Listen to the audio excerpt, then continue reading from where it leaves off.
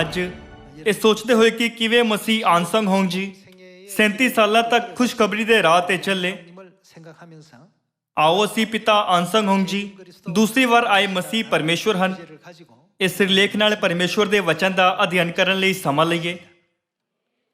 ਜਦ ਵੀ ਅਸੀਂ ਮਸੀਹ ਆਨਸੰਗ ਹੋਂਗ ਜੀ ਸਵਰਗੀ ਮਾਤਾ ਜੀ ਅਤੇ ਖੁਸ਼ਖਬਰੀ ਦੇ ਬਾਰੇ ਸਾਖੀ ਦਿੰਦੇ ਹਾਂ, ਤਦ ਬਹੁਤ ਸਾਰੇ ਲੋਕ ਸਾਨੂੰ ਪੁੱਛਦੇ ਹਨ, ਤੁਸੀਂ ਕਿਉਂ ਮੰਨਦੇ ਹੋ ਕਿ ਆਨਸੰਗ ਹੋਂਗ ਜੀ ਪਰਮੇਸ਼ਵਰ ਹਨ?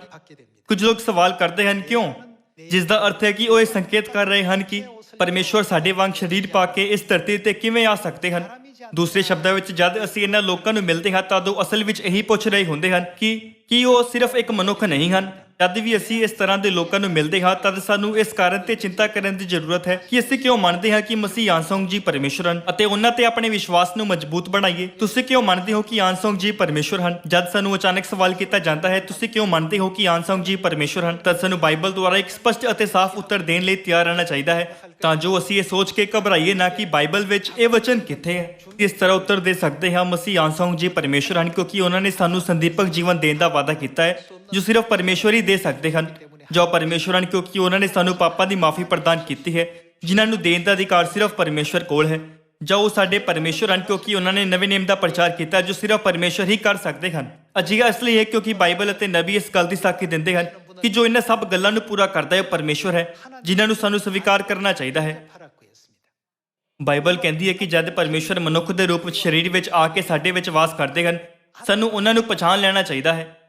2000 ਸਾਲ ਪਹਿਲਾਂ ਜਦ ਯੀਸ਼ੂ ਸਰੀਰ ਵਿੱਚ ਇਸ ਧਰਤੀ ਤੇ ਆਏ, ਅੱਧ ਲੋਕ ਇਸ ਵਿਚਾਰ ਨਾਲ ਉਹਨਾਂ ਬਾਰੇ ਸ਼ੱਕ ਨਾਲ ਭਰੇ ਸੀ ਕਿ ਉਹ ਅਸਲ ਵਿੱਚ ਮਸੀਹ ਹਨ ਜਾਂ ਕਿ ਉਹ ਸਿਰਫ ਇੱਕ ਨਬੀ ਹਨ ਜਾਂ ਕਿ ਉਹ ਸਿਰਫ ਇੱਕ ਰਬੀ ਹਨ ਜੋ ਬਾਈਬਲ ਦੇ ਵਚਨ ਚੰਗੀ ਤਰ੍ਹਾਂ ਜਾਣਦੇ ਹਨ। ਇੱਕ ਦਿਨ ਯੀਸ਼ੂ ਨੇ ਆਪਣੇ ਚੇਲਿਆਂ ਨੂੰ ਪੁੱਛਿਆ, ਲੋਕ ਮੈਨੂੰ ਕੀ ਕਹਿੰਦੇ ਹਨ? ਚੇਲਿਆਂ ਨੇ ਉੱਤਰ ਦਿੱਤਾ, ਕੁਝ ਏਲੀਆ ਕਹਿੰਦੇ ਹਨ ਅਤੇ ਕੁਝ ਯਿਰਮਿਆ ਜਾਂ ਨਬੀਆਂ ਵਿੱਚੋਂ ਕੋਈ ਇੱਕ ਕਹਿੰਦੇ ਹਨ।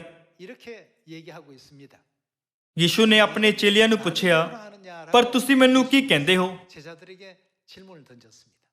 ਲੋਕਾਂ ਨੇ ਯੀਸ਼ੂ ਨੂੰ ਇੱਕ ਨਬੀ ਜਾਂ ਸਿੱਖਿਅਕ ਦੇ ਰੂਪ ਵਿੱਚ ਸਮਝਿਆ, ਜਿਹੜੇ ਹੋਰ ਲੋਕਾਂ ਦੀ ਤੁਲਨਾ ਵਿੱਚ ਵਿਵਸਥਾ ਦੇ ਬਾਰੇ ਥੋੜਾ ਜ਼ਿਆਦਾ ਜਾਣਦੇ ਹਨ। ਪਰ ਪਤਰਸ ਨੇ ਕਿਹਾ, ਤੂੰ ਜਿਉਂਦੇ ਪਰਮੇਸ਼ਵਰ ਦਾ ਪੁੱਤਰ ਮਸੀਹ ਹੈ। ਯੀਸ਼ੂ ਦੇ ਧਰਤੀ ਉੱਤੇ ਆਉਣ ਤੋਂ 700 ਸਾਲ ਪਹਿਲਾਂ ਨਬੀ ਯਸ਼ਾਇਆ ਦੇ ਦੁਆਰਾ ਪਰਮੇਸ਼ਵਰ ਦੇ ਪੁੱਤਰ ਦੇ ਬਾਰੇ ਇੱਕ ਭਵਿੱਖਬਾਣੀ ਕੀਤੀ ਗਈ ਸੀ। ਯਸ਼ਾਇਆ ਦੀ 9:6 ਵਿੱਚ ਲਿਖਿਆ ਹੈ, ਸਾਡੇ ਲਈ ਤਾਂ ਇੱਕ ਬਾਲਕ ਜੰਮਿਆ ਅਤੇ ਸਾਨੂੰ ਇੱਕ ਪੁੱਤਰ ਬਖਸ਼ਿਆ ਗਿਆ, ਰਾਜ ਉਹਦੇ ਮੋਢੇ ਉੱਤੇ ਹੋਵੇਗਾ ਅਤੇ ਉਹਦਾ ਨਾਮ ਇਹੋ ਸੱਦਿਆ ਜਾਵੇਗਾ, ਅਚਰਜ, ਸਲਾਹੂ, ਸ਼ਕਤੀਮਾਨ ਪਰਮੇਸ਼ਵਰ, ਅਨਾਦਿ ਪਿਤਾ, ਸ਼ਾਂਤੀ ਦਾ ਰਾਜਕੁਮਾਰ। ਕੀ ਇਹ ਨਬੀ ਯਸ਼ਾਇਆ ਦੁਆਰਾ ਨਹੀਂ ਲਿਖਿਆ ਗਿਆ ਹੈ?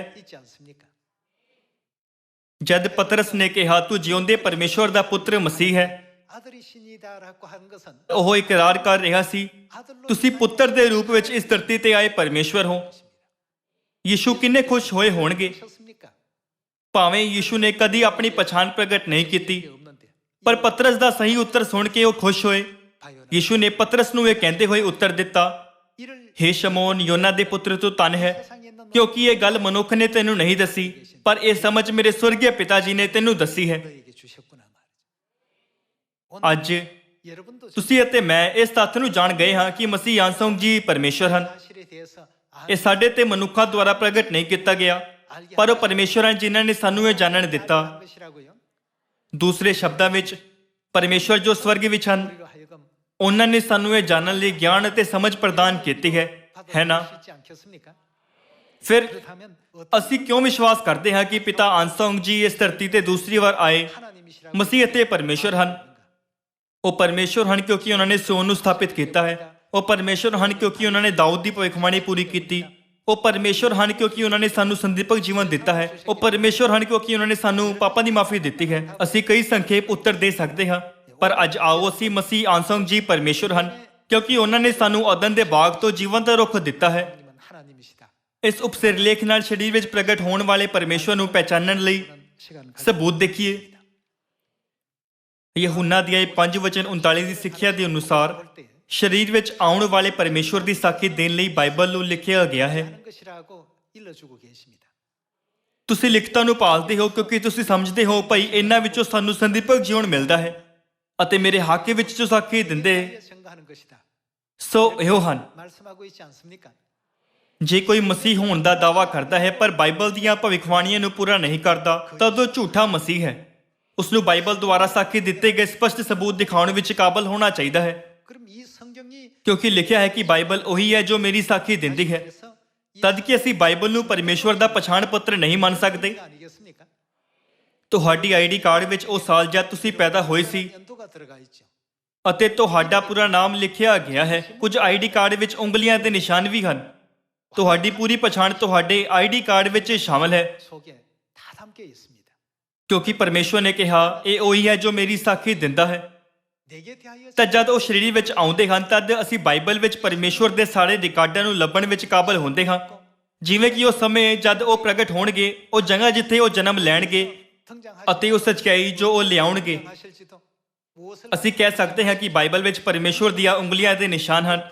ਮਸੀਹ ਨੂੰ ਬਾਈਬਲ ਅਤੇ ਨਬੀਆਂ ਦੀ ਸਾਖੀ ਦੇ ਅਨੁਸਾਰ ਆਉਣਾ ਚਾਹੀਦਾ ਹੈ। ਬਾਈਬਲ ਨਾਮ ਦੇ ਆਈਡੀ ਕਾਰਡ ਤੇ ਦਿੱਤੀ ਪਛਾਣ ਨਾਲ ਮੇਲ ਨਹੀਂ ਖਾਂਦੇ 전부 ਤਦ ਉਹ ਝੂਠੇ ਮਸੀਹ ਜਾਂ ਮਸੀਹ ਦੇ ਵਿਰੋਧੀ ਹਨ। ਆਓ ਅਸੀਂ ਪੁਸ਼ਟੀ ਕਰੀਏ ਕਿ ਉਹ ਜੋ ਸਾਨੂੰ ਅਦਨ ਦੇ ਬਾਗ ਤੋਂ ਜੀਵਨ ਦਾ ਰੁੱਖ ਦਿੰਦੇ ਹਨ ਉਹ ਸੱਚੇ ਮਸੀਹ ਹਨ। ਆਓ ਅਸੀਂ ਮਤੀ ਅਧਿਆਇ 13 ਦੇ ਇੱਕ ਨਜ਼ਰ ਪਾਈਏ। 먼저 한번 열어보도록 합시다.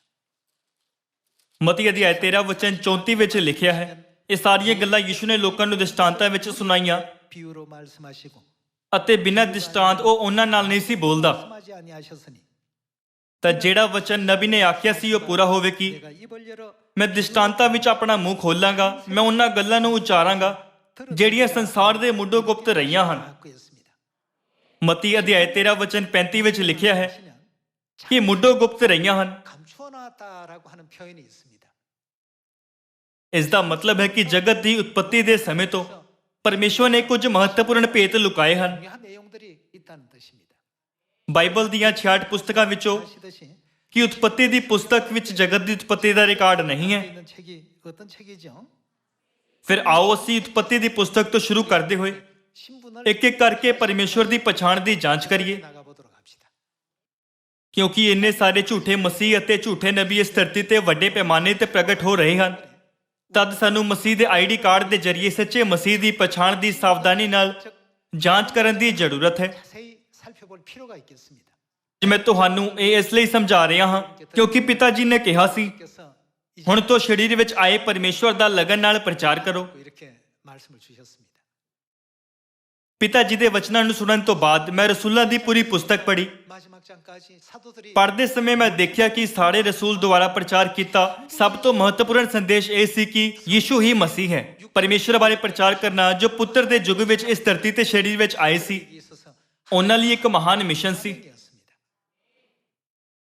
ਫਿਰ ਪਵਿੱਤਰ ਆਤਮਾ ਦੇ ਯੁੱਗ ਵਿੱਚ ਰਹਿਣ ਵਾਲੇ ਪਰਮੇਸ਼ਵਰ ਦੇ ਲੋਕਾਂ ਦੇ ਰੂਪ ਵਿੱਚ ਸਾਨੂੰ ਕੀ ਕਰਨਾ ਚਾਹੀਦਾ ਹੈ? ਇਸ ਯੁੱਗ ਵਿੱਚ ਕੀ ਅਸੀਂ ਉਨੀ ਮਿਹਨਤ ਨਾਲ ਮਸੀਹ ਆਸੋਂ ਜੀ ਜੋ ਸਰੀਰ ਵਿੱਚ ਆਏ ਪਰਮੇਸ਼ਵਰ ਹਨ ਦੀ ਖੁਸ਼ਖਬਰੀ ਦਾ ਪ੍ਰਚਾਰ ਸਾਰੀਆਂ ਕੌਮਾਂ ਨੂੰ ਕਰ ਰਹੇ ਹਾਂ 한이 전하고 ਜਿਨ੍ਹਾਂ ਪਹਿਲੇ ਚਰਚ ਨੇ ਕੀਤਾ ਸੀ। 안식 ਮੈਂ ਇਹ ਨਹੀਂ ਕਹਿ ਰਿਹਾ ਕਿ ਅਸੀਂ ਸਵਰਗੀ ਪਿਤਾ ਅਤੇ ਸਵਰਗੀ ਮਾਤਾ ਜੀ ਦੇ ਬਾਰੇ ਪ੍ਰਚਾਰ ਨਹੀਂ ਕਰ ਰਹੇ ਹਾਂ। ਹਾਲਾਂਕਿ ਮੈਨੂੰ ਲੱਗਦਾ ਹੈ ਕਿ ਅਸੀਂ ਉਹਨਾਂ ਬਾਰੇ ਉਹਨਾਂ ਪ੍ਰਚਾਰ ਨਹੀਂ ਕੀਤਾ ਹੈ ਜਿਨ੍ਹਾਂ ਸਬਤ ਦੇ ਦਿਨ ਫਸਾ ਅਤੇ ਨਵੇਂ ਨਿਯਮ ਦੀ ਸੱਚਾਈ ਬਾਰੇ ਪ੍ਰਚਾਰ ਕੀਤਾ ਹੈ। 생각을 가져보게 되었습니다. ਤਾਂ ਅੱਜ ਆਓ ਅਸੀਂ ਉਤਪਤ ਅਧਿਆਇ 2 ਵਿੱਚ ਜਾ ਕੇ ਭਲੇ ਅਤੇ ਬੁਰੇ ਦੀ ਸਿਆਣ ਦੇ ਬ੍ਰਿਛ ਅਤੇ ਜੀਵਨ ਦੇ ਬ੍ਰਿਛ ਤੇ ਧਿਆਨ ਦੇਈਏ। 2장에서 한번 알아보도록 하겠습니다. ਉਤਪਤ ਅਧਿਆਇ 2 ਵਚਨ 8 ਵਿੱਚ ਲਿਖਿਆ ਹੈ, ਤਾਂ ਯਹੋਵਾ ਪਰਮੇਸ਼ਵਰ ਨੇ ਇੱਕ ਬਾਗ ਅਦਨ ਵਿੱਚ ਪੂਰਬ ਵੱਲ ਲਾਇਆ 창설하시고 ਅਤੇ ਉੱਥੇ ਉਸਨੇ ਉਸ ਆਦਮੀ ਨੂੰ ਜਿਹਨੂੰ ਉਸਨੇ ਰਚਿਆ ਸੀ ਰੱਖਿਆ। 여호와 하나님이 ਅਤੇ ਯਹੋਵਾ ਪਰਮੇਸ਼ਵਰ ਨੇ ਜ਼ਮੀਨ ਤੋਂ ਹਰ ਬਿਰਛ ਜਿਹੜਾ ਵੇਖਣ ਵਿੱਚ ਸੁੰਦਰ ਸੀ ਔਰ ਖਾਣ ਵਿੱਚ ਚੰਗਾ ਸੀ 동산 가운데는 ਅਤੇ ਬਾਗ ਦੇ ਵਿਚਕਾਰ ਜੀਵਨ ਦਾ ਬਿਰਛ ਅਤੇ ਭਲੇ ਬੁਰੇ ਦੀ ਸਿਆਣ ਦਾ ਬਿਰਛ ਵੀ ਉਗਾਇਆ। 라고 했습니다. ਪਰਮੇਸ਼ਵਰ ਨੇ ਸਾਨੂੰ ਅਸਲੀਅਤ ਸੰਦੀਪਕ ਸਵਰਗ ਦੇ ਰਾਜ ਬਾਰੇ ਸਿਖਾਉਣ ਲਈ 천국을 ਧਰਤੀ ਤੇ ਅਦਨ ਦੇ ਬਾਗ ਨੂੰ ਇੱਕ ਨਮੂਨੇ ਦੇ ਰੂਪ ਵਿੱਚ ਰੱਖਿਆ। 모형적인 하나의 동산이죠. 거기에는 생명나무도 ਅਦਨ ਦੇ ਬਾਗ ਵਿੱਚ ਪਰਮੇਸ਼ਵਰ ਨੇ ਜੀਵਨ ਦੇ ਰੁੱਖ ਅਤੇ ਭਲੇ ਬੁਰੇ ਦੀ ਸਿਆਣ ਦੇ ਰੁੱਖ ਨੂੰ ਬਣਾਇਆ। 창조해 놓으셨던 것입니다. ਮਤੀ ਅਧਿਆਇ 13 ਵਿੱਚ 마태복음 10장 ਪਰਮੇਸ਼ਵਰ ਨੇ ਕਿਹਾ ਕਿ ਉਹਨਾਂ ਨੇ ਸਭ ਕੁਝ ਦ੍ਰਿਸ਼ਟਾਂਤਾਂ ਵਿੱਚ ਕਿਹਾ। 라고 하셨는데 ਇਸ ਲਈ 하면 이 ਅਦਨ ਦੇ ਬਾਗ ਵਿੱਚ ਜੋ ਕੁਝ ਹੋਇਆ ਉਹ ਇੱਕ ਦ੍ਰਿਸ਼ਟਾਂਤ ਹੈ ਜਿਸ ਵਿੱਚ ਇੱਕ ਮਹੱਤਵਪੂਰਨ ਭਵਿੱਖ ਸੂਚਕ ਅਰਥ ਸ਼ਾਮਲ ਹੈ। 비유들입니다. ਪ੍ਰਕਾਸ਼ ਦੀ ਪੋਥੀ ਅਧਿਆਇ 12 ਵਿੱਚ 그 뱀은 ਪਰਮੇਸ਼ਵਰ ਨੇ ਪਹਿਲਾਂ ਤੋਂ ਹੀ ਉਸ ਸੱਪ ਦੀ ਵਿਆਖਿਆ ਪੁਰਾਣੇ ਸੱਪ ਸ਼ੈਤਾਨ ਦੇ ਰੂਪ ਵਿੱਚ ਕੀਤੀ, 하나님께서 ਜਿਸ ਨੇ ਹਵਾ ਨੂੰ ਭਰਮਾਇਆ ਸੀ। 있지 않습니까? ਇਸ ਦੇ ਦੁਆਰਾ ਕੀ ਅਸੀਂ ਇਹ ਨਹੀਂ ਸਮਝ ਸਕਦੇ 일어나는 이 모든 일들은 ਕਿ ਅਦਨ ਦੇ ਬਾਗ ਵਿੱਚ ਜੋ ਕੁਝ ਹੋਇਆ ਉਹ ਇੱਕ ਦ੍ਰਿਸ਼ਟਾਂਤ ਹੈ। 주셨던 것 아니겠습니까? ਆਓ ਅਸੀਂ ਉਤਪਤ ਅਧਿਆਇ 2 ਵਚਨ 17 ਵਿੱਚ ਜੀਵਨ ਦੇ ਬ੍ਰਿਛ ਅਤੇ ਭਲੇ ਬੁਰੇ ਦੀ ਸਿਆਣ ਦੇ ਬ੍ਰਿਛ ਦੇ ਬਾਰੇ ਦੇਖੀਏ। ਪਰ ਭਲੇ ਬੁਰੇ ਦੀ ਸਿਆਣ ਦੇ ਬ੍ਰਿਛ ਤੋਂ ਤੂੰ ਨਾ ਖਾਈ, 먹지 말라. 선한 ਕਿਉਂ ਜੋ ਜਿਸ ਦਿਨ ਤੂੰ ਉਸ ਤੋਂ ਖਾਵੇ 내가 먹는 날에는 ਤੂੰ ਜ਼ਰੂਰ ਮਰੇਗਾ। 그였습니다. ਹਾਲਾਂਕਿ ਉਤਪਤ ਅਧਿਆਇ 3 ਵਿੱਚ ਅਸੀਂ ਦੇਖ ਸਕਦੇ ਹਾਂ ਕਿ ਆਦਮ ਅਤੇ ਹਵਾ 아담과 하와는 ਸੱਪ ਦੇ ਭਰਮਾਵੇ ਵਿੱਚ ਡਿੱਗੇ ਅਤੇ ਭਲੇ ਅਤੇ ਬੁਰੇ ਦੇ ਸਿਆਣ ਦੇ ਬ੍ਰਿਛ ਤੋਂ ਖਾਧਾ। 먹게 됩니다. ਆਓ ਅਸੀਂ ਉਤਪਤ ਅਧਿਆਇ 3 ਵਚਨ 1 ਦੇਖੀਏ। ਸੱਪ ਸਭ ਜੰਗਲੀ ਜਾਨਵਰਾਂ ਨਾਲੋਂ ਜਿਨ੍ਹਾਂ ਨੂੰ ਯਹੋਵਾ ਪਰਮੇਸ਼ਵਰ ਨੇ ਬਣਾਇਆ ਸੀ ਚਾਤਰ ਸੀ, ਅਤੇ ਉਸਨੇ ਉਸ ਤੀਵੀ ਨੂੰ ਆਖਿਆ, ਭਲਾ ਪਰਮੇਸ਼ਵਰ ਨੇ ਸੱਚਮੁੱਚ ਆਖਿਆ ਹੈ ਕਿ ਬਾਗ ਦੇ ਕਿਸੇ ਬ੍ਰਿਛ ਤੋਂ ਤੁਸੀਂ ਨਾ ਖਾਇਓ। 나무의 실과를 먹지 말라 하시더냐.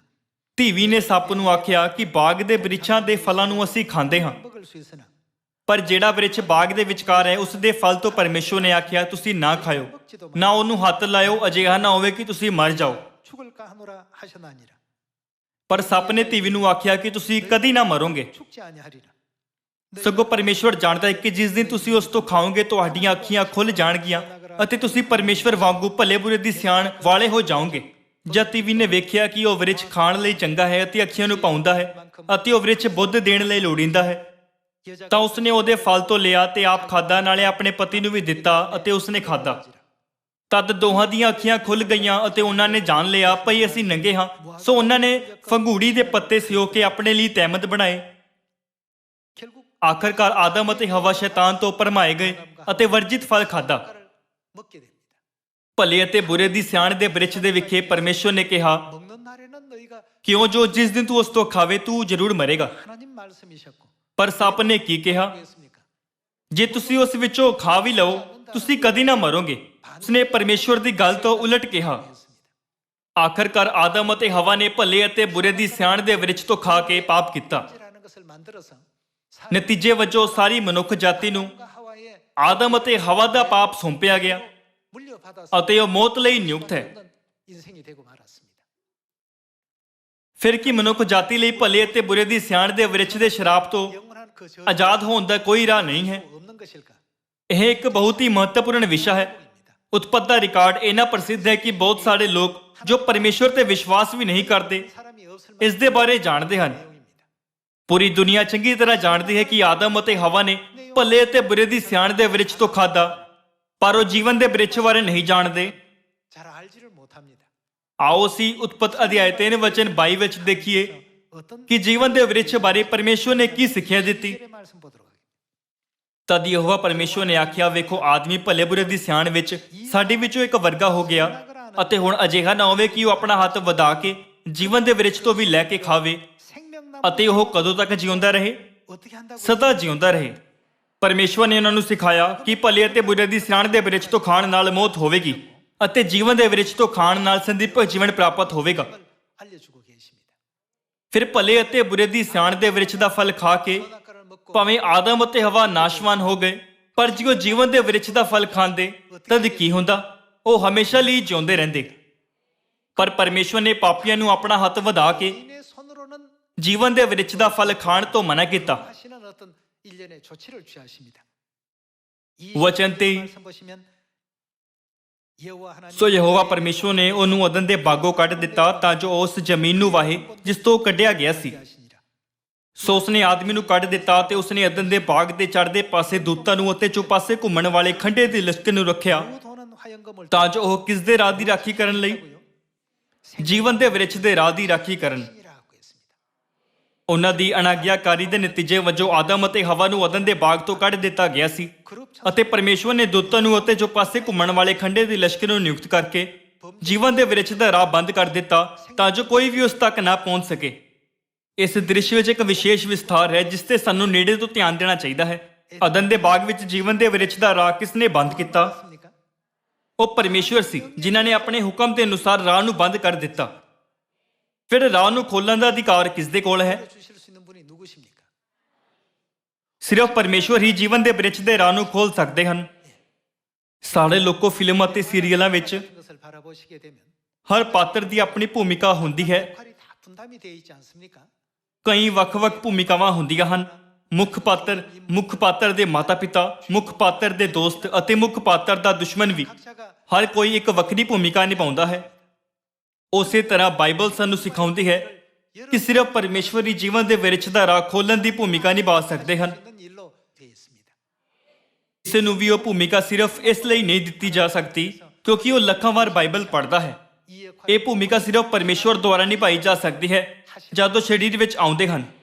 ਅਜਿਹਾ ਇਸ ਲਈ ਹੈ ਕਿਉਂਕਿ ਉਹ ਜੀਵਨ ਦੇ ਵਿਰਛ ਦੇ ਰਾਹ ਨੂੰ ਬੰਦ ਕਰਨ ਦਾ ਪਰਮੇਸ਼ਵਰ ਦਾ ਹੁਕਮ ਸੀ। ਕਿਸੇ ਦੇ ਕੋਲ ਵੀ ਪਰਮੇਸ਼ਵਰ ਦੇ ਹੁਕਮਾਂ ਨੂੰ ਨਸ਼ਟ ਕਰਨ ਦਾ ਅਧਿਕਾਰ ਨਹੀਂ ਹੈ। ਇੱਕ ਪ੍ਰਾਚੀਨ ਰਾਜਵੰਸ਼ ਵਿੱਚ ਕੀ ਰਾਜੇ ਦੇ ਹੁਕਮ ਵਿੱਚ ਵੱਡਾ ਅਧਿਕਾਰ ਨਹੀਂ ਸੀ। 왕명과 ਭਾਵੇਂ ਜੇ ਇੱਕ ਰਾਜਪਾਲ ਕਹਿੰਦਾ ਹੈ ਮੈਂ ਰਾਜੇ ਦੇ ਹੁਕਮ ਦਾ ਪਾਲਨ ਕਰਨ ਤੋਂ ਇਨਕਾਰ ਕਰਦਾ ਹਾਂ, 능지 처참당하는 ਤਦ ਉਸ ਨੂੰ ਮਾਰ ਦਿੱਤਾ ਜਾਂਦਾ ਸੀ। ਸਾਰਿਆਂ ਨੂੰ ਰਾਜੇ ਦੇ ਹੁਕਮ ਦਾ ਪਾਲਨ ਕਰਨਾ ਹੁੰਦਾ ਸੀ। ਜੇ ਇਸ ਛੋਟੇ ਗ੍ਰਹਿ ਧਰਤੀ ਤੇ ਰਹਿਣ ਵਾਲੀ ਮਨੁੱਖ ਜਾਤੀ ਲਈ ਇਹ ਮਾਮਲਾ ਹੈ, ਤਦ ਸਵਰਗ ਤੋਂ ਪਰਮੇਸ਼ਵਰ ਦੇ ਹੁਕਮ ਬਾਰੇ ਕੀ 하늘의 하나님의 ਕੀ ਪੂਰੇ ਬ੍ਰਹਮਾਂਡ ਵਿੱਚ ਕੋਈ ਹੈ ਜੋ ਪਰਮੇਸ਼ਵਰ ਦੇ ਹੁਕਮ ਦੀ ਉਲੰਘਣਾ ਕਰਨ ਦੀ ਹਿੰਮਤ ਕਰੇਗਾ? ਇਸ ਤਰ੍ਹਾਂ ਦਾ ਕੋਈ ਨਹੀਂ ਹੈ, 수가 없죠. 예. ਕਿਉਂਕਿ ਪਰਮੇਸ਼ਵਰ ਨੇ ਕਿਹਾ ਰਾਹ ਬੰਦ ਕਰੋ। 하나님이시라면 ਤਦ ਉਹ ਇੱਕ ਕੌਣ ਹੈ ਜੋ ਕਹਿ ਸਕਦਾ ਹੈ ਰਾਹ ਖੋਲੋ, 보여야만 ਤਾਂ ਜੋ ਜੀਵਨ ਦੇ ਵਿਰਛ ਦਾ ਰਾਹ ਖੋਲ੍ਹਿਆ ਜਾ ਸਕੇ? ਉਹ ਸਿਰਫ ਪਰਮੇਸ਼ਵਰ ਹਨ, 아니고는 ਹੈ ਨਾ? 되지 않습니까? ਇਸ ਲਈ ਜੇ ਕੋਈ ਤੁਹਾਨੂੰ ਪੁੱਛਦਾ ਹੈ ਤੁਸੀਂ ਕਿਉਂ ਵਿਸ਼ਵਾਸ ਕਰਦੇ ਹੋ ਕਿ ਪਿਤਾ ਆਨਸੰਗ ਹੋਂਗ ਜੀ ਪਰਮੇਸ਼ਵਰ ਹਨ, ਤਦ ਤੁਹਾਨੂੰ ਉਹਨਾਂ ਨੂੰ ਜੀਵਨ ਦੇ ਵਿਰਛ ਬਾਰੇ ਇਹ ਕਹਿੰਦੇ ਹੋਏ ਸਮਝਾਉਣਾ ਚਾਹੀਦਾ ਹੈ। 하나님이라고 ਬਾਈਬਲ ਦੇ ਅਨੁਸਾਰ ਉਹ ਇੱਕੋ ਇੱਕ ਜੋ ਜੀਵਨ ਦੇ ਵਿਰਛ ਦਾ ਰਾਹ ਖੋਲ੍ਹ ਸਕਦੇ ਹਨ ਪਰਮੇਸ਼ਵਰ ਹਨ। 주시면 되겠습니다. ਜੀਵਨ ਦੇ ਵਿਰਛ ਅਤੇ ਭਲੇ ਬੁਰੇ ਦੀ ਸਿਆਣ ਦੇ ਵਿਰਛ ਦੀ ਕਹਾਣੀ ਬਾਰੇ ਮਤੀ ਅਧਿਆਇ 13 ਕੀ ਕਹਿੰਦਾ ਹੈ? 어떤 내용이 뭐라고 했습니까? ਇਹ ਕਹਿੰਦਾ ਹੈ ਕਿ ਉਹ ਇੱਕ ਦ੍ਰਿਸ਼ਟਾਂਤ ਹੈ। ਸੱਪ ਸ਼ੈਤਾਨ ਨੂੰ ਦਰਸਾਉਂਦਾ ਹੈ ਅਤੇ ਆਦਮ ਆਉਣ ਵਾਲੀ ਮਸੀਹ ਨੂੰ ਦਰਸਾਉਂਦਾ ਹੈ। 그리스도를 뜻하고 말이죠. ਤਦ ਕਿ ਸਾਨੂੰ ਇਹ ਪਤਾ ਨਹੀਂ ਲਾਉਣਾ ਚਾਹੀਦਾ ਕਿ ਜੀਵਨ ਦਾ ਵਿਰਛ ਕਿਸ ਨੂੰ ਦਰਸਾਉਂਦਾ ਹੈ। 필요가 있지 않겠습니까? ਜੀਵਨ ਦੇ ਵਿਰਛ ਦੀ ਅਸਲੀਅਤ ਕੀ ਹੈ ਜਿਸ ਨੂੰ ਸਾਨੂੰ ਸਦੀਪਕ ਜੀਵਨ ਪ੍ਰਾਪਤ ਕਰਨ ਲਈ ਖਾਣਾ ਚਾਹੀਦਾ ਹੈ? 이에 대해서 ਇਨ੍ਹਾਂ ਸਵਾਲਾਂ ਦੇ ਜਵਾਬ ਲੱਭਣ ਲਈ ਆਓ ਅਸੀਂ ਦੇਖੀਏ ਕਿ ਯਹੂਨਾ ਅਧਿਆਇ 6 ਵਚਨ 53 ਵਿੱਚ ਪਰਮੇਸ਼ਵਰ ਸਾਨੂੰ ਕੀ ਸਿਖਾਉਂਦੇ ਹਨ। ਤਦ ਯੀਸ਼ੂ ਨੇ ਉਹਨਾਂ ਨੂੰ ਆਖਿਆ, ਮੈਂ ਤੁਹਾਨੂੰ ਸੱਚ-ਸੱਚ ਆਖਦਾ ਹਾਂ, 진실로 ਜੇ ਤੁਸੀਂ ਮਨੁੱਖ ਦੇ ਪੁੱਤਰ ਦਾ ਮਾਂਸ ਨਾ ਖਾਓ ਅਤੇ ਉਹਦਾ ਲਹੂ ਨਾ ਪੀਓ ਤਾਂ ਤੁਹਾਡੇ ਵਿੱਚ ਜਿਉਣ ਨਹੀਂ ਹੈ। 마시지 아니하면 너희 속에 ਜੋ ਕੋਈ ਮੇਰਾ ਮਾਂਸ ਖਾਂਦਾ ਅਤੇ ਮੇਰਾ ਲਹੂ ਪੀਂਦਾ ਹੈ ਕੀ ਉਸੇ ਦਾ ਹੈ? 내 피를 마시는 자는 ਸਦੀਪਕ ਜੀਵਨ ਉਸੇ ਦਾ ਹੈ। ਆਓ ਅਸੀਂ ਯਹੂਨਾ ਅਧਿਆਇ 6 ਦੀ ਸਾਵਧਾਨੀ ਨਾਲ ਜਾਂਚ ਕਰੀਏ। ਉਤਪਤੀ ਪੁਸਤਕ ਵਿੱਚ ਇਤਿਹਾਸ ਦੇ ਅਨੁਸਾਰ ਪਰਮੇਸ਼ਵਰ ਨੇ ਮਨੁੱਖ ਜਾਤੀ ਨੂੰ ਸਿਰਫ ਜੀਵਨ ਦੇ ਵਿਰਛ ਵਿੱਚੋਂ ਖਾ ਕੇ ਹੀ ਸਦੀਪਕ ਜੀਵਨ ਪ੍ਰਾਪਤ ਕਰਨ ਦੀ ਆਗਿਆ ਦਿੱਤੀ ਸੀ। 얘는 ਯਹੂਨਾ ਅਧਿਆਇ 6 ਵਿੱਚ 2000 ਸਾਲ ਪਹਿਲਾਂ ਇਸ ਧਰਤੀ ਤੇ ਸਰੀਰ ਵਿੱਚ ਆਏ ਪਰਮੇਸ਼ਵਰ ਨੇ ਸਿੱਖਿਆ ਦਿੱਤੀ ਕਿ ਜੇ ਅਸੀਂ ਉਹਨਾਂ ਦਾ ਮਾਂਸ ਖਾਈਏ ਅਤੇ ਉਹਨਾਂ ਦਾ ਲਹੂ ਪੀਏ ਤਦ ਅਸੀਂ ਕੀ ਪਾ ਸਕਦੇ ਹਾਂ। 하나님께서 ਉਹਨਾਂ ਨੇ ਕਿਹਾ ਜੋ ਮਨੁੱਖ ਦੇ ਪੁੱਤਰ ਦਾ ਮਾਂਸ ਖਾਂਦਾ ਅਤੇ ਉਸ ਦਾ ਲਹੂ ਪੀਂਦਾ ਹੈ ਸਦੀਪਕ ਜੀਵਨ ਉਸੇ ਦਾ ਹੈ। ਜਿਸ ਪ੍ਰਕਾਰ ਅਦਨ ਦੇ ਬਾਗ ਵਿੱਚ ਸਦੀਪਕ ਜੀਵਨ ਪ੍ਰਾਪਤ ਕਰਨ ਦਾ ਸਿਰਫ ਇੱਕ ਹੀ ਰਾਹ ਸੀ, ਉਸੇ ਪ੍ਰਕਾਰ ਯੀਸ਼ੂ ਨੇ ਸਿਰਫ ਇੱਕ ਹੀ ਰਾਹ ਸਥਾਪਿਤ ਕੀਤਾ ਹੈ 생명 ਜਿਸ ਦੇ ਦੁਆਰਾ ਅਸੀਂ ਸਦੀਪਕ ਜੀਵਨ ਪ੍ਰਾਪਤ ਕਰ ਸਕਦੇ ਹਾਂ। 하는 뜻입니까? ਪੁਰਾਣਾ ਨੇਮ ਇੱਕ ਪਰਛਾਵਾਂ ਹੈ ਅਤੇ ਨਵਾਂ ਨੇਮ ਅਸਲੀਅਤ ਹੈ। 실체입니다. ਨਵੇਂ ਨੇਮ ਵਿੱਚ ਯੀਸ਼ੂ ਦਾ ਮਾਂਸ ਅਤੇ ਲਹੂ ਹੀ ਜੀਵਨ ਦੇ ਵਿਰਛ ਦੀ ਅਸਲੀਅਤ ਹੈ 비유 속에 ਜੋ ਪੁਰਾਣੇ ਨੇਮ ਵਿੱਚ ਪਰਛਾਵੇ ਦੇ ਰੂਪ ਵਿੱਚ ਪ੍ਰਗਟ ਹੁੰਦਾ ਹੈ। 신약의 예수님의 살과 ਕਿਉਂਕਿ ਪਰਮੇਸ਼ਵਰ ਨੇ ਕਿਹਾ ਜੇ ਤੁਸੀਂ ਅਦਨ ਦੇ ਬਾਗ ਵਿੱਚ ਜੀਵਨ ਦੇ ਵਿਰਛ ਦਾ ਫਲ ਖਾਓਗੇ 동산의 생명과를 먹으면 ਤਦ ਤੁਹਾਨੂੰ ਸਦੀਪਕ ਜੀਵਨ ਮਿਲੇਗਾ। ਅਤੇ ਯਹੂਨਾ ਅਧਿਆਇ 6 ਵਿੱਚ ਵੀ ਕਿਹਾ ਜੇ ਤੁਸੀਂ ਮਨੁੱਖ ਦੇ ਪੁੱਤਰ ਦਾ ਮਾਂਸ ਅਤੇ ਲਹੂ ਖਾਓਗੇ ਅਤੇ ਪੀਓਗੇ ਤਦ ਸਦੀਪਕ ਜੀਵਨ ਪਾਓਗੇ। 속에 등장하는 ਦੂਸਰੇ ਸ਼ਬਦਾਂ ਵਿੱਚ ਦ੍ਰਿਸ਼ਟਾਂਤ ਵਿੱਚ ਜੀਵਨ ਦੇ ਵਿਰਛ ਦੀ ਅਸਲੀਅਤ ਯੀਸ਼ੂ ਦਾ ਮਾਂਸ ਅਤੇ ਲਹੂ ਹੈ ਜੋ ਖੁਦ ਯੀਸ਼ੂ ਹੈ। 자신 ਅਸੀਂ ਬਾਈਬਲ ਦੁਆਰਾ ਇਸ ਦੀ ਪੁਸ਼ਟੀ ਕਰ ਸਕਦੇ ਹਾਂ। 확인해 볼 수가 있겠습니다. ਆਓ ਅਸੀਂ ਆਇਤ 54 ਨਾਲ ਜਾਰੀ ਰਹੀਏ। ਅਤੇ ਮੈਂ ਅੰਤ ਦੇ ਦਿਨ ਉਹਨੂੰ ਜਿਉਂਦਾ ਉਠਾਵਾਂਗਾ ਕਿਉਂਕਿ ਮੇਰਾ ਮਾਂਸ ਸੱਚਮੁੱਚ ਖਾਣ ਦੀ ਅਤੇ ਮੇਰਾ ਲਹੂ ਸੱਚਮੁੱਚ ਪੀਣ ਦੀ ਵਸਤੂ ਹੈ। 참된 음료로다. ਜੋ ਮੇਰਾ ਮਾਂਸ ਖਾਂਦਾ ਅਤੇ ਮੇਰਾ ਲਹੂ ਪੀਂਦਾ ਹੈ ਸੋ ਮੇਰੇ ਵਿੱਚ ਰਹਿੰਦਾ ਹੈ ਔਰ ਮੈਂ ਉਸ ਵਿੱਚ। 나도 그 안에 그 하나님. ਜਿਸ ਤਰ੍ਹਾਂ ਜਿਉਂਦੇ ਪਿਤਾ ਨੇ ਮੈਨੂੰ ਭੇਜਿਆ ਅਤੇ ਮੈਂ ਪਿਤਾ ਦੇ ਕਾਰਨ ਜਿਉਂਦਾ ਹਾਂ ਉਸੇ ਤਰ੍ਹਾਂ ਜਿਹੜਾ ਮੈਨੂੰ ਖਾਂਦਾ ਹੈ ਸੋ ਮੇਰੇ ਕਾਰਨ ਜੀਏਗਾ। 사람도 나로 인하여 살리라 하고 있습니다. ਲਿਖਿਆ ਹੈ ਜੋ ਯੀਸ਼ੂ ਨੂੰ ਖਾਂਦਾ ਹੈ ਉਹ ਜਿਉਂਦਾ ਰਹੇਗਾ। 라고 되어 있습니다. ਇਸ ਲਈ ਅਸੀਂ ਆਸਾਨੀ ਨਾਲ ਸਮਝ ਸਕਦੇ ਹਾਂ ਕਿ ਯੀਸ਼ੂ ਅਦਨ ਦੇ ਬਾਗ ਵਿੱਚ ਜੀਵਨ ਦਾ ਬ੍ਰਿਛ ਹਨ। 쉽게 이해해 볼 수 있겠습니다. ਤਦ ਆਓ ਅਸੀਂ ਆਇਤ 58 ਤੇ ਜਾਈਏ। 보고 넘어갑시다. ਜੋ ਰੋਟੀ ਸਵਰਗੋਂ ਉਤਰੀ ਸੋ ਇਹੋ ਹੈ ਜਿਵੇਂ ਵੱਡਿਆਂ ਨੇ ਖਾਧੀ ਅਤੇ ਮਰ ਗਏ ਸੋ ਨਹੀਂ ਪਰ ਜਿਹੜਾ ਇਹ ਰੋਟੀ ਖਾਂਦਾ ਹੈ ਉਹ ਸਦਾ ਜਿਉਂਦਾ ਰਹੇਗਾ। 영원히 살 것이다 하고 있습니다. ਜਿਨ੍ਹਾਂ ਨੇ ਮਨੁੱਖ ਦੇ ਪੁੱਤਰ ਦਾ ਮਾਂਸ ਅਤੇ ਲਹੂ ਨਹੀਂ ਖਾਧਾ ਉਹ ਹਨ ਜਿਨ੍ਹਾਂ ਨੇ ਜੀਵਨ ਦੇ ਵਿਰਛ ਵਿੱਚੋਂ ਨਹੀਂ ਖਾਧਾ, 못 먹은 자요. ਜਦ ਕਿ ਜਿਨ੍ਹਾਂ ਨੇ ਮਨੁੱਖ ਦੇ ਪੁੱਤਰ ਦਾ ਮਾਂਸ ਅਤੇ ਲਹੂ ਖਾਧਾ ਹੈ ਉਹ ਹਨ ਜਿਨ੍ਹਾਂ ਨੇ ਜੀਵਨ ਦੇ ਵਿਰਛ ਵਿੱਚੋਂ ਖਾਧਾ ਹੈ। 그렇다면 ਫਿਰ 2000 ਸਾਲ ਪਹਿਲਾਂ ਯਿਸੂ ਨੇ ਮਨੁੱਖ ਜਾਤੀ ਨੂੰ ਆਪਣਾ ਮਾंस ਖਾਣ ਅਤੇ ਆਪਣਾ ਲਹੂ ਪੀਣ ਦੀ ਆਗਿਆ ਕਿਵੇਂ ਦਿੱਤੀ? 살과 예수님의 피를 먹고 마시게 했는가? ਇਹ ਬਹੁਤ ਮਹੱਤਵਪੂਰਨ ਮਾਮਲਾ ਹੈ। 자, ਆਓ ਅਸੀਂ ਮੱਤੀ ਅਧਿਆਇ 26 찾아가 보도록 합시다. ਵਚਨ 17 ਤੇ ਜਾ ਕੇ ਇਸ ਦਾ ਉੱਤਰ ਦੇਖੀਏ। 17절의 말씀 보겠습니다. ਪਤੀੜੀ ਰੋਟੀ ਦੇ ਤਿਉਹਾਰ ਦੇ ਪਹਿਲੇ ਦਿਨ ਚੇਲਿਆਂ ਨੇ ਯਿਸੂ ਕੋਲ ਆਣ ਕੇ ਆਖਿਆ, ਤੂੰ ਕਿੱਥੇ ਚਾਹੁੰਦਾ ਹੈ ਜੋ ਅਸੀਂ ਤੇਰੇ ਖਾਣ ਲਈ ਫਸਹ ਤਿਆਰ ਕਰੀਏ? 이를 원하시나이까? ਕੁਝ ਲੋਕ ਪੁੱਛਦੇ ਹਨ, ਜਦ ਅਸੀਂ ਕੁਝ ਹੀ ਪਲ ਪਹਿਲਾਂ ਯਿਸੂ ਦੇ ਮਾंस ਤੇ ਲਹੂ ਬਾਰੇ ਗੱਲ ਕਰ ਰਹੇ ਸੀ, 질문하는 ਤਦ ਤੁਸੀਂ ਅਚਾਨਕ ਮੈਨੂੰ ਫਸਹ ਦੇ ਬਾਰੇ ਕਿਉਂ ਦਿਖਾ ਰਹੇ ਹੋ? 예수님의 살과 ਫਸਹ ਦਾ ਯਿਸੂ ਦੇ ਮਾंस ਤੇ ਲਹੂ ਨਾਲ ਇੱਕ ਲਾਜ਼ਮੀ ਸੰਬੰਧ ਹੈ। 관계가 있습니다. ਆਓ ਅਸੀਂ ਆਇਤ 18 ਦੇਖੀਏ। ਤਾਂ ਉਹਨੇ ਕਿਹਾ, ਸ਼ਹਿਰ ਵਿੱਚ ਫਲਾਣੇ ਕੋਲ ਜਾ ਕੇ ਉਹਨੂੰ ਕਹੋ, ਭਈ ਗੁਰੂ ਆਖਦਾ ਹੈ, ਮੇਰਾ ਵੇਲਾ ਨੇੜੇ ਆ ਗਿਆ, ਮੈਂ ਆਪਣੇ ਚੇਲਿਆਂ ਨਾਲ ਤੇਰੇ ਘਰ ਫਸਹ ਦਾ ਤਿਉਹਾਰ ਕਰਾਂਗਾ। 내 집에서 지키겠다 하시더라 하라 하신대. ਚੇਲਿਆਂ ਨੇ ਜਿਸ ਤਰ੍ਹਾਂ ਯਿਸੂ ਨੇ ਉਹਨਾਂ ਨੂੰ ਹੁਕਮ ਦਿੱਤਾ ਸੀ ਉਸੇ ਤਰ੍ਹਾਂ ਕੀਤਾ ਤੇ ਫਸਹ ਤਿਆਰ ਕੀਤੀ। 라고 했습니다. ਇਹ ਉਹ ਦ੍ਰਿਸ਼ ਹੈ ਜਿੱਥੇ ਉਹਨਾਂ ਨੇ ਫਸਹ ਦੀ ਤਿਆਰੀ ਕੀਤੀ ਸੀ। ਇੱਥੇ ਅਸੀਂ ਯਿਸੂ ਦਾ ਮਾंस ਤੇ ਲਹੂ ਅਤੇ ਫਸਹ ਦੇ ਤਿਉਹਾਰ ਦੇ ਵਿੱਚ ਸੰਬੰਧ ਦੇਖ ਸਕਦੇ ਹਾਂ। 발견하게 될 수 있습니다. ਆਓ ਅਸੀਂ ਆਇਤ 26 ਤੇ ਜਾਈਏ। ਜਦੋਂ ਖਾ ਰਹੇ ਸਨ ਤਦ ਯਿਸੂ ਨੇ ਰੋਟੀ ਲਈ 예수께서 ਅਤੇ ਬਰਕਤ ਦੇ ਕੇ ਤੋੜੀ ਔਰ ਚੇਲਿਆਂ ਨੂੰ ਦੇ ਕੇ ਆਖਿਆ, ਲੋ ਖਾਓ, 가라사대 ਇਹ ਮੇਰਾ ਸਰੀਰ ਹੈ, 이것이 내 몸이라. 즉 ਅਰਥਾਤ ਮਨੁੱਖ ਦੇ ਪੁੱਤਰ ਦਾ ਮਾंस। 이렇게 지금 표현해 주셨고요. ਆਇਤ 27 말씀 보시면 ਫਿਰ ਉਹਨੇ ਪਿਆਲਾ ਲੈ ਕੇ ਸ਼ੁਕਰ ਕੀਤਾ ਅਤੇ ਉਹਨਾਂ ਨੂੰ ਦੇ ਕੇ ਆਖਿਆ, ਤੁਸੀਂ ਸਾਰੇ ਇਸ ਵਿੱਚੋਂ ਪੀਓ। 너희가 다 이것을 마시라. ਉਹਨਾਂ ਨੇ ਪਿਆਲੇ ਵਿੱਚ ਫਸਾਦ ਦੇ ਦਾਖਰਸ ਦੇ ਵਿਸ਼ੇ ਵਿੱਚ ਕਿਹਾ, ਤੁਸੀਂ ਸਭ ਇਸ ਵਿੱਚੋਂ ਪੀਓ। 마시기를 너희가 다 이것을 마시라. ਆਇਤ 28 ਕਿਉਂ ਜੋ ਫਸਾਦ ਦਾ ਦਾਖਰਸ 그들의 그 포도주는 ਨੇਮ ਦਾ ਇਹ ਮੇਰਾ ਉਹ ਲਹੂ ਹੈ ਜਿਹੜਾ ਬਹੁਤੀਆਂ ਦੀ ਖਾਤਰ 사람을 위하여 흘리는 바 ਪਾਪਾਂ ਦੀ ਮਾਫੀ ਦੇ ਲਈ ਵਹਾਇਆ ਜਾਂਦਾ ਹੈ। 피니라고 했습니다. ਦੂਸਰੇ ਸ਼ਬਦਾਂ ਵਿੱਚ ਪਰਮੇਸ਼ਵਰ ਨੇ ਵਾਅਦਾ ਕੀਤਾ ਕਿ ਫਸਾਦ ਦੀ ਰੋਟੀ ਉਹਨਾਂ ਦਾ ਮਾंस ਹੈ 포도주는 ਅਤੇ ਦਾਖਰਸ ਉਹਨਾਂ ਦਾ ਲਹੂ ਹੈ। 절 예시간에 그 모든 약속을 담아 놓으시고 ਉਹਨਾਂ ਨੇ ਇਸ ਵਾਅਦੇ ਨੂੰ ਨਵਾਂ ਨੇਮ ਕਿਹਾ 그래서 이 ਅਤੇ ਫਸਾਦ ਦੀ ਸੱਚਾਈ ਨੂੰ ਹੋਰ ਵੀ ਮਜ਼ਬੂਤ ਕੀਤਾ। 견고하게 해 놓으셨죠. ਆਓ ਅਸੀਂ ਲੂਕਾ ਦੀ 22 ਵਚਨ 7 ਦੇਖੀਏ। ਪਤੀੜੀ ਰੋਟੀ ਦਾ ਦਿਨ ਆਇਆ 무교절일이런지라 ਜਿਸ ਵਿੱਚ ਫਸਾਦ ਦੇ ਲਈ ਬਲੀਦਾਨ ਕਰਨਾ ਸੀ। 보내시며 가라사대 ਉਸਨੇ ਪਤਰਸ ਅਤੇ ਯਹੋਨਾ ਨੂੰ ਇਹ ਕਹਿ ਕੇ ਘੱਲਿਆ, ਭਈ ਜਾ ਕੇ ਸਾਡੇ ਲਈ ਫਸਹ ਤਿਆਰ ਕਰੋ ਤਾਂ ਅਸੀਂ ਖਾਈਏ। ਉਹਨਾਂ ਉਸ ਨੂੰ ਆਖਿਆ, ਤੂੰ ਕਿੱਥੇ ਚਾਹੁੰਦਾ ਹੈ ਜੋ ਅਸੀਂ ਤਿਆਰ ਕਰੀਏ? ਉਸਨੇ ਉਹਨਾਂ ਨੂੰ ਆਖਿਆ, ਵੇਖੋ, ਜਦ ਤੁਸੀਂ ਸ਼ਹਿਰ ਵਿੱਚ ਵੜੋਗੇ ਤਾਂ ਇੱਕ ਮਨੁੱਖ ਪਾਣੀ ਦਾ ਘੜਾ ਚੁੱਕਿਆ ਤੁਹਾਨੂੰ ਮਿਲੇਗਾ। 사람을 만나리니 ਉਹ ਜਿਸ ਘਰ ਵਿੱਚ ਜਾਵੇ ਉਹਦੇ ਮਗਰ ਜਾਇਓ 그 집 주인에게 이르되 ਅਤੇ ਘਰ ਦੇ ਮਾਲਕ ਨੂੰ ਕਹਿਓ, 내가 ਭਈ ਗੁਰੂ ਜੀ ਤੈਨੂੰ ਆਖਦਾ ਹੈ, ਉਹ ਉਤਾਰੇ ਦੀ ਥਾਂ ਕਿਤੇ ਹੈ ਜਿੱਥੇ ਮੈਂ ਆਪਣੇ ਚੇਲਿਆਂ ਸਣੇ ਫਸਾ ਖਾਵਾਂ। 하시더라 하라. ਉਹ ਤੁਹਾਨੂੰ ਇੱਕ ਵੱਡਾ ਚੁਬਾਰਾ ਫਰਸ਼ ਵਿਛਿਆ ਹੋਇਆ ਵਿਖਾਵੇਗਾ, 다락방을 보이리니 ਉੱਥੇ ਤਿਆਰ ਕਰੋ। 예배하라 하신대 ਸੋ ਉਹਨਾਂ ਜਾ ਕੇ ਜਿਹੋ ਜਿਹਾ ਉਸਨੇ ਉਹਨਾਂ ਨੂੰ ਦੱਸਿਆ ਸੀ ਤਿਹੋ ਜਿਹਾ ਡਿੱਠਾ ਅਤੇ ਫਸਾ ਤਿਆਰ ਕੀਤੀ। 예배하니라. ਜਾ ਘੜੀ ਆ ਪਹੁੰਚੀ ਤਾਂ ਉਹ ਖਾਣ ਬੈਠਾ ਤੇ ਰਸੂਲ ਉਹਦੇ ਨਾਲ ਬੈਠੇ। ਉਸਨੇ ਉਹਨਾਂ ਨੂੰ ਕਿਹਾ ਕਿ ਮੈਂ ਵੱਡੀ ਇੱਛਾ ਨਾਲ ਚਾਹਿਆ 함께 ਜੋ ਆਪਣੇ ਕਸ਼ਟ ਭੋਗਣ ਤੋਂ ਪਹਿਲਾਂ ਹੀ ਫਸਾ ਤੁਹਾਡੇ ਨਾਲ ਖਾਵਾਂ। 원하였도다 하고 했습니다. ਆਓ ਅਸੀਂ ਫਸਾ ਖਾਣ ਦੇ ਦ੍ਰਿਸ਼ ਨੂੰ ਦੇਖਣ ਲਈ ਆਇਤ 19 ਤੇ ਜਾਈਏ।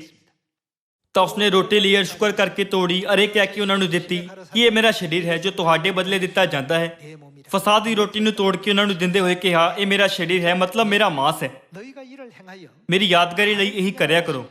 ਅਤੇ ਖਾਣ ਦੇ ਪਿੱਛੋਂ ਇਸੇ ਤਰ੍ਹਾਂ ਉਸਨੇ ਪਿਆਲਾ ਜਿਸ ਵਿੱਚ ਫਸਾਦ ਦਾ ਦਾਖਰਸ ਹੈ ਦੇ ਕੇ ਕਿਹਾ ਕਿ ਇਹ ਪਿਆਲਾ ਕੀ ਹੈ? 내 피로 세우는 뭐라고 ਮੇਰੇ ਲਹੂ ਵਿੱਚ ਜੋ ਕਿਸ ਦੇ ਲਈ ਵਹਾਇਆ ਜਾਂਦਾ ਹੈ, 누구를 위하는 것이라고요?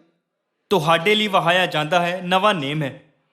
ਮਨੁੱਖ ਜਾਤੀ ਨੂੰ ਜੋ ਆਦਮ ਅਤੇ ਹਵਾ ਦੇ ਭਲੇ ਤੇ ਬੁਰੇ ਦੀ ਸਿਆਣ ਦੇ ਵ੍ਰਿਛ ਵਿੱਚੋਂ ਖਾਣ ਦੇ ਮੁੱਲ ਪਾਪ ਦੇ ਕਰਕੇ ਮਰਨ ਲਈ ਨਿਯੁਕਤ ਹੈ। 하나님께서 ਜੀਵਨ ਦੇ ਬ੍ਰਿਛ ਵਿੱਚੋਂ ਖਾਣ ਦੀ ਆਗਿਆ ਦੇਣਾ ਪਰਮੇਸ਼ਵਰ ਦਾ ਸਭ ਤੋਂ ਦਿਆਲੂ ਤੋਹਫਾ ਹੈ।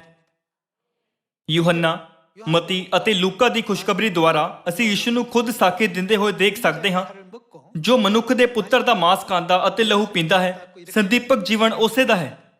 ਕਿਹੜੀ ਸੱਚਾਈ ਵਿੱਚ ਨਵਾਂ ਨੇਮ ਹੈ ਜੋ ਸਾਨੂੰ ਯਿਸੂ ਦਾ ਮਾंस ਖਾਣ ਅਤੇ ਉਹਨਾਂ ਦਾ ਲਹੂ ਪੀਣ ਦੀ ਆਗਿਆ ਦਿੰਦੀ ਹੈ। ਇਹ ਨਵੇਂ ਨੇਮ ਦੇ ਫਸਾਦ ਦੀ ਸੱਚਾਈ ਹੈ। ਫਿਰ ਜਿੱਥੇ ਕਿਤੇ ਨਵੇਂ ਨੇਮ ਦੇ ਫਸਾਦ ਦੀ ਸੱਚਾਈ ਹੈ, 있는 그곳에는 바로 ਉੱਥੇ ਹੋਰ ਕੀ ਹੋਣਾ ਚਾਹੀਦਾ ਹੈ? 되겠습니까? ਉੱਥੇ ਜੀਵਨ ਦੇ ਬ੍ਰਿਛ ਦਾ ਰਾਹ ਹੋਣਾ ਚਾਹੀਦਾ ਹੈ।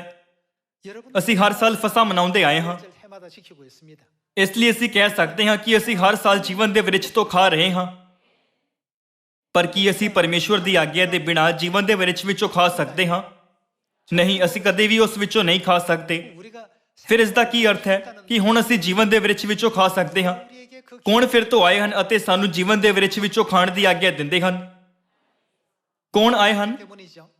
ਪਰਮੇਸ਼ਵਰ ਆਏ ਹਨ। 그렇기 때문에 ਕਿੰਨਾਂ ਨੇ ਸਾਨੂੰ ਫਸਾਦ ਦੀ ਰੋਟੀ ਅਤੇ ਦਾਖਰਸ ਦਿੱਤਾ ਹੈ? 떡과 포도주를 허락했습니까? ਪਿਤਾ ਆਨਸੰਗ ਹੋਂਗ ਜੀ ਅਤੇ ਨਵੀਂ ਯਰੂਸ਼ਲਮ ਸਵਰਗੀ ਮਾਤਾ ਜੀ ਨੇ। 함께 오신 우리 새 예루살렘 하늘 어머니. ਮਸੀਹ ਆਨਸੰਗ ਹੋਂਗ ਜੀ ਨੇ ਬੰਦ ਕੀਤੇ ਸਾਰੇ ਬੂਹਾਂ ਨੂੰ ਖੋਲ ਦਿੱਤਾ। 닫혀 있던 문이 열렸습니다. ਅੱਜ ਸਾਨੂੰ ਪਤਾ ਹੋਣਾ ਚਾਹੀਦਾ ਹੈ ਕਿ ਇਹ ਕੌਣ ਹਨ। 누구라는 사실을 알아야 됩니까? ਵੇਖੋ, ਇਹ ਸਾਡਾ ਪਰਮੇਸ਼ਵਰ ਹੈ। ਅਸੀਂ ਉਹਨੂੰ ਉਡੀਕਦੇ ਸਾਂ ਅਤੇ ਉਹ ਸਾਨੂੰ ਬਚਾਵੇਗਾ। 구원하실 것이로다. 2000 ਸਾਲ ਪਹਿਲਾਂ ਫਰੀਸੀਆਂ ਅਤੇ ਗ੍ਰੰਥੀਆਂ ਨੇ ਯਿਸੂ ਨੂੰ ਸਤਾਇਆ ਅਤੇ ਉਹਨਾਂ ਦੀ ਨਿੰਦਾ ਕੀਤੀ। 회방하고 ਜਿੱਥੇ ਕਿਤੇ ਯਿਸੂ ਗਏ ਅਤੇ ਖੁਸ਼ਖਬਰੀ ਦਾ ਪ੍ਰਚਾਰ ਕੀਤਾ, ਉਹਨਾਂ ਨੇ ਯਿਸੂ ਦੇ ਵਿਰੁੱਧ ਦੁਸ਼ਟ ਕੰਮ ਵੀ ਕੀਤੇ। 오늘날 ਇਸ ਯੁੱਗ ਵਿੱਚ ਵੀ ਉਹਨਾਂ ਵਰਗੇ ਹੀ ਲੋਕ ਹਨ। 반드시 있게 됩니다. ਆਓ ਅਸੀਂ ਯਸ਼ਯਾ ਦੀ 51 ਵਚਨ 7 ਪੜ੍ਹੀਏ। ਹੇ ਧਰਮ ਦੇ ਜਾਣਨ ਵਾਲਿਓ, ਮੇਰੀ ਸੁਣੋ। ਹੇ ਮੇਰੀ ਪ੍ਰਜਾ, ਜਿਨ੍ਹਾਂ ਦੇ ਦਿਲਾਂ ਵਿੱਚ ਮੇਰੀ ਵਿਵਸਥਾ ਹੈ, ਮਨੁੱਖਾਂ ਦੀਆਂ ਉਜਾਂ ਤੋਂ ਨਾ ਡਰੋ 두려워 말라. ਅਤੇ ਉਹਨਾਂ ਦੇ ਦੁਰਬਚਨਾਂ ਤੋਂ ਨਾ ਘਬਰੋ। 말라 하고 있습니다. ਨਬੀ ਯਸ਼ਯਾ ਦੇ ਅਨੁਸਾਰ ਇਸ ਤਰ੍ਹਾਂ ਦੇ ਕੁਝ ਲੋਕ ਹੋਣਗੇ ਜੋ ਦੂਸਰਿਆਂ ਦੇ ਨਿੰਦਾ ਕਰਨ ਤੋਂ ਕਾਬਰਦੇ ਹੋਣਗੇ ਤੇ ਉਹਨਾਂ ਦੀਆਂ ਉਜਾਂ ਤੋਂ ਡਰਨਗੇ। ਇਸ ਲਈ ਪਰਮੇਸ਼ਵਰ ਨੇ ਸਾਨੂੰ ਉਹਨਾਂ ਦੇ ਬਾਰੇ ਪਹਿਲਾਂ ਹੀ ਚੇਤਾਵਨੀ ਦਿੱਤੀ ਹੈ। ਵਚਨ 8, ਕਿਉਂ ਜੋ ਕੀੜਾ ਉਹਨਾਂ ਨੂੰ ਕੱਪੜੇ ਵਾਂਗੂ ਖਾ ਜਾਵੇਗਾ ਅਤੇ ਲੇਹਾ ਉਹਨਾਂ ਨੂੰ ਊਣ ਵਾਂਗੂ ਖਾ ਜਾਵੇਗਾ, 킬 것이로되 ਪਰ ਮੇਰਾ ਧਰਮ ਸਦੀਪਕ ਹੋਵੇਗਾ ਅਤੇ ਮੇਰੀ ਮੁਕਤੀ ਪੀੜ੍ਹੀਓ ਪੀੜ੍ਹ ਤੱਕ। 세세 미치리라. ਜਾਗ ਜਾਗ, ਬਲ ਪਹਿਨ ਲੈ, ਹੇ ਯਹੋਵਾ ਦੀਏ ਪੂਜਾ। ਜਾਗ ਜਿਵੇਂ ਪੁਰਾਣੀਆਂ ਦਿਨਾਂ ਵਿੱਚ, ਪ੍ਰਾਚੀਨ ਸਮਿਆਂ ਦੀਆਂ ਪੀੜ੍ਹੀਆਂ ਵਿੱਚ।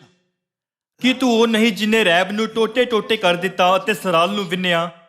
바다를 ਕਿ ਤੂੰ ਉਹ ਨਹੀਂ ਜਿਨੇ ਸਮੁੰਦਰ ਨੂੰ ਵੱਡੀ ਡੂੰਘਾਈ ਦੀਆਂ ਪਾਣੀਆਂ ਨੂੰ ਸੁਕਾ ਦਿੱਤਾ, 구속 얻은 자 ਜਿਨੇ ਸਮੁੰਦਰ ਦੀ ਤਹਿ ਨੂੰ ਛੁਡਾਏ ਹੋਇਆਂ ਦੇ ਲੰਘਣ ਦਾ ਰਾਹ ਬਣਾ ਦਿੱਤਾ। 여호와께 구속 ਯਹੋਵਾ ਦੇ ਮੁੱਲ ਨਾਲ ਛੁਡਾਏ ਹੋਏ ਮੁੜ ਆਉਣਗੇ ਅਤੇ ਜੈਕਾਰੀਆਂ ਨਾਲ ਸਿਯੋਨ ਵਿੱਚ ਆਉਣਗੇ। 그 머리 위에 ਸਦੀਪਕ ਆਨੰਦ ਉਹਨਾਂ ਦੇ ਸਿਰਾਂ ਉੱਤੇ ਹੋਵੇਗਾ। 즐거움 ਉਹ ਖੁਸ਼ੀ ਅਤੇ ਆਨੰਦ ਪ੍ਰਾਪਤ ਕਰਨਗੇ। ਸੋਗ ਅਤੇ ਹੁੰਗਾ ਨਸ ਜਾਣਗੇ। ਸਾਰੇ ਲੋਕੋ, ਕਿਉਂਕਿ ਸਾਡੇ ਕਸ਼ਟ ਅਤੇ ਪਰੇਸ਼ਾਨੀ ਦੀ ਭਵਿੱਖਬਾਣੀ ਪਹਿਲਾਂ ਤੋਂ ਹੀ ਕੀਤੀ ਗਈ ਸੀ। 또한 사옥님은 ਇਸ ਲਈ ਜਦ ਅਸੀਂ ਮਸੀਹ ਆਨਸੰਗ ਹੋਂਗ ਜੀ ਅਤੇ ਨਵੀਂ ਯਰੂਸ਼ਲਮ ਸਵਰਗੀ ਮਾਤਾ ਜੀ ਦੇ ਬਾਰੇ ਸਾਖੀ ਦੇਵਾਂਗੇ, ਤਦ ਅਸੀਂ ਪੱਕਾ ਹੀ ਮਨੁੱਖਾਂ ਦੀਆਂ ਉਜਾਂ ਦਾ ਸਾਹਮਣਾ ਕਰਾਂਗੇ। ਮਨੁੱਖਾਂ ਦੀਆਂ ਉੰਜਾਂ ਹੋਣੀਆਂ ਹਨ ਕਿਉਂਕਿ ਇਹ ਭਵਿੱਖਬਾਣੀ ਕੀਤੀ ਗਈ ਸੀ। ਪਰ ਜੇ ਅਸੀਂ ਉਹਨਾਂ ਦੀਆਂ ਉੰਜਾਂ ਤੋਂ ਡਰ ਕੇ ਸਮਰਪਣ ਕਰੀਏ ਅਤੇ ਹਾਰ ਮੰਨ ਲਈਏ, ਤਦ ਅਸੀਂ ਇਹ ਨਹੀਂ ਕਹਿ ਸਕਦੇ ਕਿ ਅਸੀਂ ਪਰਮੇਸ਼ਵਰ ਦੇ ਲੋਕ ਹਾਂ ਜਿਨ੍ਹਾਂ ਦੇ ਦਿਲ ਵਿੱਚ ਉਹਨਾਂ ਦੀ ਵਿਵਸਥਾ ਹੈ। 수가 없습니다. ਇਸ ਲਈ ਅੱਜ ਆਓ ਅਸੀਂ ਇੱਕ ਵਾਰ ਫਿਰ ਪਿਤਾ ਜੀ ਦੇ ਬਾਰੇ ਸੋਚੀਏ, ਜੋ ਇਸ ਧਰਤੀ ਤੇ ਸ਼ਿਰਡੀ ਵਿੱਚ ਆਏ ਅਤੇ ਮਨੁੱਖ ਜਾਤੀ ਨੂੰ ਜੀਵਨ ਦਾ ਬ੍ਰਿਛ ਦੇਣ ਲਈ 37 ਸਾਲਾਂ ਤੱਕ ਖੁਸ਼ਖਬਰੀ ਦੇ ਰਾਹ ਤੇ ਚੱਲੇ। 나눠주시던 아버지를 다시 한번 기억해 봅시다. ਬਾਈਬਲ ਅਤੇ ਨਬੀ ਇਸ ਗੱਲ ਦੀ ਦ੍ਰਿੜਤਾ ਨਾਲ ਸਾਖੀ ਦਿੰਦੇ ਹਨ ਕਿ ਮਸੀਹ ਆਨਸੰਗ ਹੋਂਗ ਜੀ ਪੱਕਾ ਹੀ ਸਾਡੇ ਪਰਮੇਸ਼ਵਰ ਹਨ। 증거하고 있습니다. ਆਓ ਅਸੀਂ ਯਸ਼ਯਾ ਦੀ 25 ਵਚਨ 6 ਪੜ੍ਹ ਕੇ ਇਸ ਦੀ ਪੁਸ਼ਟੀ ਕਰੀਏ। ਇਸੇ ਪਹਾੜ ਤੇ, ਇਹ ਪਹਾੜ ਸਿਯੋਨ ਨੂੰ ਦਰਸਾਉਂਦਾ ਹੈ, ਸੈਨਾ ਦਾ ਯਹੋਵਾ ਸਾਰੀਆਂ ਲੋਕਾਂ ਲਈ ਮੋਟੀਆਂ ਵਸਤਾਂ ਦਾ ਦਾਊਦ ਕਰੇਗਾ। ਪੁਰਾਣੀਆਂ ਮਦਾਂ ਦੀ ਦਾਊਦ, ਗੁੱਦੇ ਸਣੇ ਮੋਟੀਆਂ ਵਸਤਾਂ, ਛਾਣੀਆਂ ਹੋਈਆਂ ਪੁਰਾਣੀਆਂ ਮਦਾਂ। ਇਹ ਲਿਖਿਆ ਹੈ ਕਿ ਪਰਮੇਸ਼ਵਰ ਪੁਰਾਣੀਆਂ ਮਦਾਂ ਦੀ ਦਾਊਦ ਕਰੇਗਾ। 를 베푼다고 했습니다. ਗੁੱਦੇ ਸਣੇ ਮੋਟੀਆਂ ਵਸਤਾਂ, ਛਾਣੀਆਂ ਹੋਈਆਂ ਪੁਰਾਣੀਆਂ ਮਦਾਂ। 저장하였던 ਅਤੇ ਇਸ ਪਹਾੜ ਤੇ ਉਸ ਪਰਦੇ ਨੂੰ ਚੱਫ ਲਵੇਗਾ, 이 산에서 ਉਸ ਪਰਦੇ ਨੂੰ ਜਿਹੜਾ ਸਾਰਿਆਂ ਲੋਕਾਂ ਦੇ ਉੱਤੇ ਹੈ, ਨਾਲੇ ਉਸ ਕੰਜਰ ਨੂੰ ਜਿਹੜਾ ਸਾਰੀਆਂ ਕੌਮਾਂ ਉੱਤੇ ਲਟਕਦਾ ਹੈ। ਉਸ ਮੌਤ ਨੂੰ ਸਦਾ ਲਈ ਚੱਫ ਲਵੇਗਾ। ਪਰਮੇਸ਼ਵਰ ਮੌਤ ਨੂੰ ਸਦਾ ਲਈ ਕਿਵੇਂ ਚੱਫ ਲਵੇਗਾ? ਉਹ ਛਾਣੀਆਂ ਹੋਈਆਂ ਪੁਰਾਣੀਆਂ ਮਦਾਂ ਨਾਲ ਮੌਤ ਨੂੰ ਸਦਾ ਲਈ ਚੱਫ ਲਵੇਗਾ। ਦੂਸਰੇ ਸ਼ਬਦਾਂ ਵਿੱਚ ਫਸਾਦ ਦੀ ਰੋਟੀ ਅਤੇ ਦਾਖਰਸ ਨਾਲ। ਆਓ ਅਸੀਂ ਆਇਤ 8 ਨਾਲ ਜਾਰੀ ਰੱਖੀਏ। ਉਹ ਮੌਤ ਨੂੰ ਸਦਾ ਲਈ ਚੱਫ ਲਵੇਗਾ ਤੇ ਪ੍ਰਭੂ ਯਹੋਵਾ ਸਾਰਿਆਂ ਮੂੰਹਾਂ ਤੋਂ ਹੰਝੂ ਪੂੰਝ ਸੁੱਟੇਗਾ 물을 씻기십니다. ਅਤੇ ਆਪਣੀ ਪ੍ਰਜਾ ਦੀ ਬਦਨਾਮੀ ਨੂੰ ਸਾਰੀ ਧਰਤੀ ਦੇ ਉੱਤੋਂ ਦੂਰ ਕਰ ਦੇਵੇਗਾ, ਕਿਉਂਕਿ ਇਹ ਯਹੋਵਾ ਦਾ ਬੋਲ ਹੈ। 말씀하셨느니라. ਆਇਤ 9, ਉਸ ਦਿਨ ਆਖਿਆ ਜਾਵੇਗਾ, ਵੇਖੋ ਇਹ ਕੌਣ ਹੈ? 누구시라고요? ਇਹ ਸਾਡਾ ਪਰਮੇਸ਼ਵਰ ਹੈ। ਅਸੀਂ ਉਹਨੂੰ ਉਡੀਕਦੇ ਸਾਂ ਅਤੇ ਉਹ ਸਾਨੂੰ ਬਚਾਵੇਗਾ। 구원하시리로다고 했습니다. ਪੱਕਾ ਹੀ ਪਰਮੇਸ਼ਵਰ ਉਹ ਹਨ ਜੋ ਮਨੁੱਖ ਜਾਤੀ ਲਈ ਜੀਵਨ ਦਾ ਬ੍ਰਿਛ ਲਿਆਉਂਦੇ ਹਨ। 생명과를 가지고 오시는 분입니다. ਕਿ ਜੀਵਨ ਦੇ ਬ੍ਰਿਛ ਦੀ ਸੱਚਾਈ ਫਸਲ ਦੀ ਸੱਚਾਈ ਨਹੀਂ ਹੈ। 실로 지금 나타나고 있지 않습니까? ਨਬੀ ਯਸ਼ਯਾ ਸਮੇਤ ਬਾਈਬਲ ਦੀਆਂ ਸਾਰੀਆਂ 66 ਪੁਸਤਕਾਂ ਲਗਾਤਾਰ ਇਸ ਗੱਲ ਦੀ ਸਾਖੀ ਦਿੰਦੀਆਂ ਹਨ ਕਿ ਉਹ ਜੋ ਮਨੁੱਖ ਜਾਤੀ ਲਈ ਫਸਾਦ ਜੀਵਨ ਦੀ ਸੱਚਾਈ ਲਿਆਉਣਗੇ, ਉਹ ਸੱਚੇ ਪਰਮੇਸ਼ਵਰ ਹਨ। 성경 ਬਾਈਬਲ ਉਸ ਦਿਨ ਦੀ ਵੀ ਸਾਖੀ ਦਿੰਦੀ ਹੈ ਜਦ ਪਰਮੇਸ਼ਵਰ ਇਸ ਧਰਤੀ ਤੇ 그 ਇਸ ਫਸਾਦ ਦੀ ਸੱਚਾਈ ਨੂੰ ਲਿਆਉਣਗੇ। 가지고 계시지 않습니까? ਬਾਈਬਲ ਵਿੱਚ ਪਰਮੇਸ਼ਵਰ ਕਹਿੰਦੇ ਹਨ, ਜਦੋਂ ਹੰਜੀਰ ਦੇ ਬ੍ਰਿਛ ਦੀ ਟਾਹਣੀ ਨਰਮ ਹੁੰਦੀ ਅਤੇ ਉਸਦੇ ਪੱਤੇ ਫੁੱਟਣਗੇ, ਤਦ ਮੈਂ ਬੂਹੇ ਉੱਤੇ ਹੋਵਾਂਗਾ।